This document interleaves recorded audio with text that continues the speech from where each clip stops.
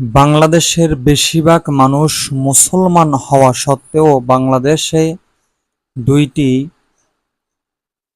অশ্লীলতা ছড়ানো সরকার অনুমোদিত দুইটি প্ল্যাটফর্ম আছে। একটি হচ্ছে যে ছবি তৈরি করে, আরেকটি হচ্ছে শর্ট ফিল্ম এবং নাটিকা তৈরি করা হয়। বাংলাদেশে অসংখ্য মডেল তারকা তৈরি হয়েছে, যারা এই ছবি করা এবং নাটক করার ছত্রছায়ায় বেড়ে ওঠে। বিগত সরকারের আমলে তারা বিভিন্ন নেতাদের, ব্যবসায়িকদের বাসায় গিয়ে তারা আইফোন এবং তাদের জীবনযাত্রা এভাবে তারা কি পরিচালনা করত। সেই দ্বারা সেই ধারাবাহিকতায় বাংলাদেশে 5ই আগস্টের পরে, স্বৈরাচার শেখ হাসিনার পতন হওয়ার পরে, তারা আসলে কোনো জায়গায় যাইয়া নাটক সিনেমা করে কয় টাকা পায়, তাদের জীবনযাত্রার মান খুব নিম্ন পর্যায়ে নেমে গেছে।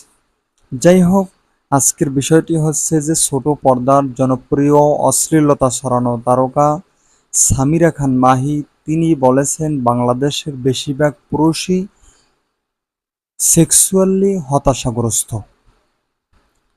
এরকমের একটা কথা তিনি বলছে, আর বাংলাদেশের যত বড় বড় মিডিয়া আছে তারা এটাকে একদম ভোলাওভাবে আম, প্রকাশ করছে, একদম যে বিশাল ব্যাপার স্যাপার এরকমের। বাংলাদেশে অন্তত মনে হয় যে শেখ হাসিনা বা বড় কোনো নেতাদের কথাও এরকমের ভাবে ফলাও করে প্রকাশ করে না। এটা আসলে বাংলাদেশের মিডিয়াদের উপরে ধিক্কার জানানো উচিত। বাংলাদেশের মানুষদের রুচি সম্বন্ধে আসলে বোঝা উচিত যে বাংলাদেশ পুরুষদের নিয়ে কি রকমের একটা কথা বলছে। এটা সরকারের এটা ব্যবস্থা নেওয়া উচিত ছিল। আমার অবস্থান থেকে বিষয়টি অত্যন্ত খারাপ লাগছে যে তারা 5ই আগস্টের পরেও দেখেন একজন উপদেষ্টা হয়েছে, সিনেমা জগৎ থেকে একজন উপদেষ্টা হয়েছে। যাই হোক, সেটা নিয়ে অনেক কথাবার্তা, অনেক কিছু হয়েছে। তারপরেও সরকার তাকে কি করছে, পদত্যাগ করাননি, তিনি বর্তমানে আছেন।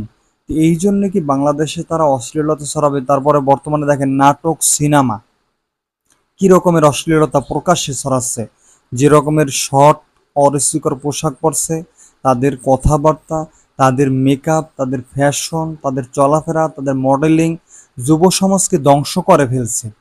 এই রকমের চলতে থাকলে বাংলাদেশে কিভাবে আমরা নামাজ রোজা করব, কিভাবে আমরা এগুলো সুন্দর সুন্দর আহ, নাটক সিনেমা রেখে আমরা কিভাবে অজনসিয়ত শুনবো, কিভাবে ইমান কিভাবে আমরা ধরে রাখবো? এই জন্য আমাদের সকলের উচিত সজাগ হওয়া, সকলের এদের থেকে বাঁচা উচিত, সকলকে বয়কট করা উচিত। 15ই আগস্ট শেখ মুজিবুর রহমানের যে কি মৃত্যুবার্ষিকী গেছে, যাই হোক, মৃত্যু হয়েছে, মানুষে মারিয়ে ফেলাইছে এরকম একটা আর ফেরাউনকে যা, আর নব্য ফেরাউনের বাবাকে মারছে, সেটা নিয়ে বিভিন্ন নায়ক নায়িকারা পোস্ট করছে। এগুলো আসলে কি বাংলাদেশে এরা পোস্ট করে? এরা কিভাবে এগুলা মিডিয়ায় কাজ করে বলেন? সাকিব খান তিনি এমপি হয়েছে আওয়ামী লীগ থেকে, তাকে এখন ক্রিকেট খেলায় লয় না, তাই এদেরকে কি করা উচিত? এদেরকে বয়কট করা উচিত। যাই হোক, এগুলো আসলে খুবই অরুচিকর, খুবই ঘৃণাত্মক কথা। এগুলো আমি আমার অবস্থান থেকে আমি এগুলো সহ্য করতে পারি না, তাই আপনাদের কাছে শেয়ার করলাম। আপনারা এখনো সময় আছে যে সতর্ক হন। আমরা কাদেরকে মডেল মানি? বাংলাদেশের চলচ্চিত্রতে যত নায়ক নায়িকা আছে, বিশেষ করে নায়িকাগুলা সব হচ্ছে যাইয়া 2-3টা করে বিয়া, তারপরে যাইয়া কেউর স্বামী নেই, মনে হয় ভালো ভালো শীর্ষস্থানীয় 5জন তারকার স্বামী নেই, পরিমণির জামাই নেই, মাহির জামাই নেই, তারপরে যাইয়া পূর্ণিমার জামাই নেই, ওদিকে আরো পপির হয়তো বিয়েই বয় না মনে হয়, নাকি নিপুণের বিয়ে বয় না, না জামাই নেই, অপু বিশ্বাসের ওই অবস্থা। এরকমের কি এগুলো কি? হ্যাঁ, এগুলোর আমরা এখনো প্রমোট করছি, এখনো সুযোগ দিচ্ছি। এগুলো আমাদের এখনো সতর্ক হওয়া উচিত। তারপর ছোট পর্দার যে নাটক করে যারা, এগুলো পুরো মেয়ে ছেলে উভয়রাই এই বর্তমানে এগুলাকে প্রমোট করছে। বাংলাদেশে কি করে যে নাটকগুলা দিয়া কি প্রচার করে, কি প্রচার করে মানুষদেরকে কি বুঝায়, আমরা বাংলা মুসলমান হিসেবে কি বুঝি এর থেকে? এগুলো আসলে বয়কট করা উচিত, সময়ের দাবি। তাই আগামী নির্বাচনে ইনশাআল্লাহ ইসলামী দলগুলোকে সংসদে কথা বলতে দেওয়ার সুযোগ করে দিতে হবে আমাদের, সেই প্রত্যাশা রেখে আজকে এখানেই শেষ করছি। পরবর্তী ভিডিও নিয়ে আপনাদের সামনে উপস্থিত হব। চ্যানেলটি সাবস্ক্রাইব করুন, লাইক কমেন্ট শেয়ার করে দিন। আসসালামু আলাইকুম।